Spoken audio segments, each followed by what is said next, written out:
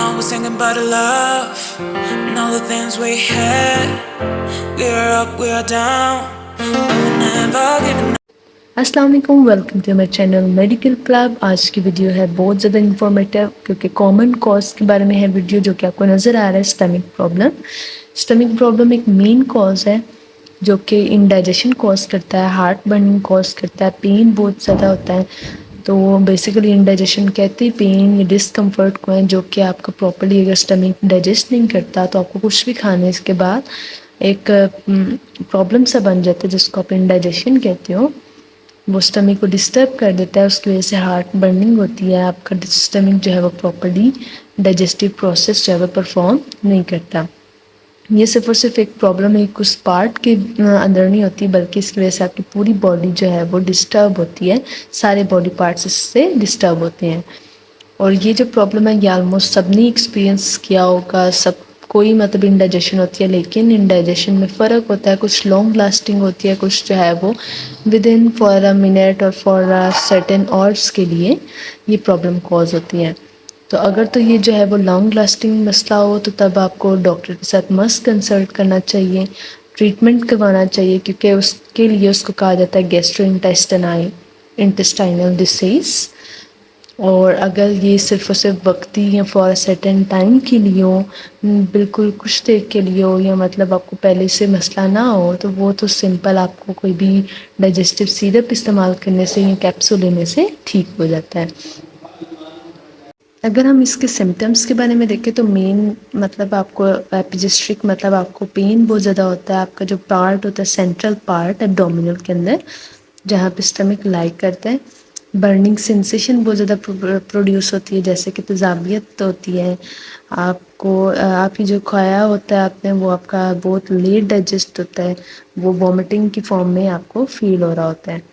How long does the indigestion last, तो ये कोई बात है कि ये फ्यू मिनट्स या फ्यू आवर्स के लिए भी हो सकती है खाने के बाद, या ये 3 to 5 आवर्स जो है वो आपके स्टमक को लगता है ताकि वो जो भी चीज़ हो वो उसको खाया हुआ हो वो हज़म करने में, डाइजेस्ट करने में आलमोस्ट 3 to 5 आवर्स का टाइम लगता है।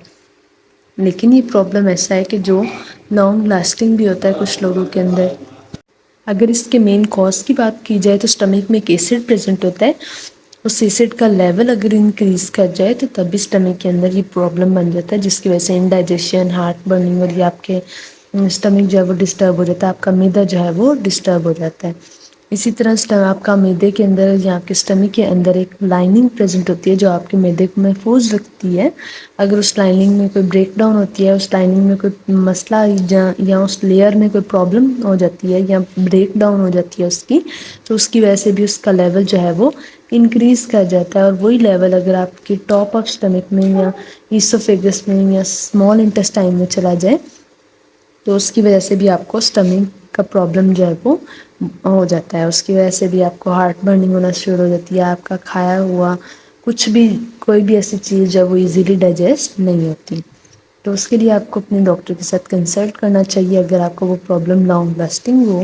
तो अगर फॉर सर्टेन टाइम हो तो कोई भी डाइजेस्टिव सिरप इस्तेमाल करने से, जैसे डाइजेक्स सिरप मिलता है, म्यूकिन सिरप मिलता है, और उनसे जो है वो आपको प्रॉब्लम ठीक हो जाता है।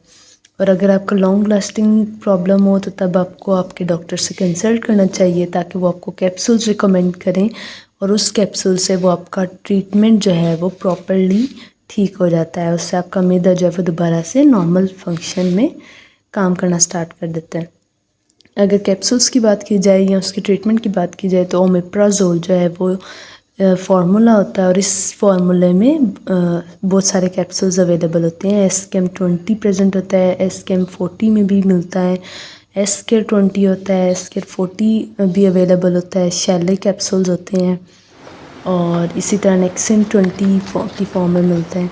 तो ये सारे जो कैप्सूल्स हैं ये बेसिकली इसी क्लास से या इसी फार्मूले से बिलोंग करते होते हैं, लेकिन इनका नेम जो है वो डिफरेंट होता है। और ये सारे स्टमक के प्रॉब्लम के लिए, स्टमक इंडाइजेशन के लिए, हार्ट बर्निंग के लिए इस्तेमाल किए जाते हैं और रिकमेंड किए जाते हैं। तो अगर आपका problem for a certain time हो कि इससे पहले आपको मैदे का मसला ना हो, तो आप इन कैप्सूल्स को इस्तेमाल कर सकते हैं। आप डाइजेक्सिस सिरप इस्तेमाल कर सकते हैं, کوئی بھی ڈائجسٹو سیرپ استعمال کر سکتے ہیں، جیسے میوکن سیرپ ہو گیا، ڈائجیکس سیرپ ہو گیا. ان کو استعمال کرنے سے آپ کا وہ مسئلہ جو ہے وہ ٹھیک ہو جاتا ہے. تو اگر تو آپ کا یہ پرابلم لانگ لاسٹنگ ہے، مطلب آپ کو معدے کا مسئلہ جو ہے وہ ایک لانگ ٹائم کے لیے چلتا ہے، تو then you should must consult with your doctor, تاکہ وہ آپ کو ایسی میڈیسن جو ہے وہ ریکمینڈ کرے جس کا یہ آپ کا لانگ لاسٹنگ پرابلم جو ہے وہ ٹھیک ہو جائے. Thanks for watching and stay tuned. Stay blessed for more informative medical videos. Allah Hafiz. Remember me in your prayers.